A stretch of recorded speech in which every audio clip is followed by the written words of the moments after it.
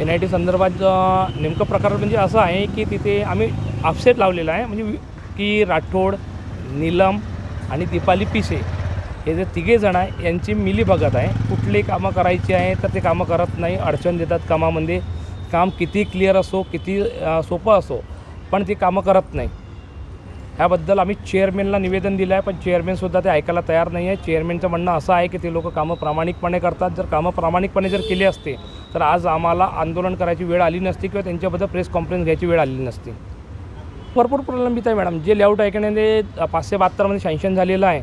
त्या लेआउटला राठोड साहेब म्हणते की हे लेआउट रिझर्वेशनमध्ये आहे. जर रिझर्वेशनमध्ये लेआउट आहे तर मग त्यांना RL डिमांड कशाला दिले?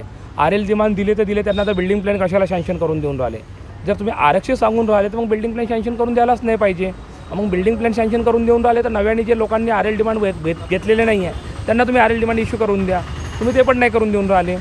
कोणी कधी सांगतात की रिंग रेल्वेची जागा आहे, कधी सांगतात की पोलीस एस्टॅब्लिशची जागा आहे. ते ॲक्च्युली आहे का हे चेअरमॅनला बी नाही माहिती आहे. सर्वात पहिले तर सभापती मीना साहेब, त्यानंतर गुंटेवारी अधिकारी अनिल राठोड, त्यानंतर दीपाली पिसे, नीलम शिवहरे आणि सर्वात मोठा तर म्हणजे कसं यांच्या सगळ्यांचा बाप म्हणलं तर राठोड साहेबाचा ड्रायव्हर पिसे. त्यांनी मला 10 दिवसाचा वेळ दिलेला आहे राठोड यांनी, सभापती साहेबांनी. जर 10 दिवसामध्ये जर माझ्या मागण्या पूर्ण झालेल्या नाही आहे तर मी धरणे आंदोलन NITच्या पटांगणात करणार आहोत.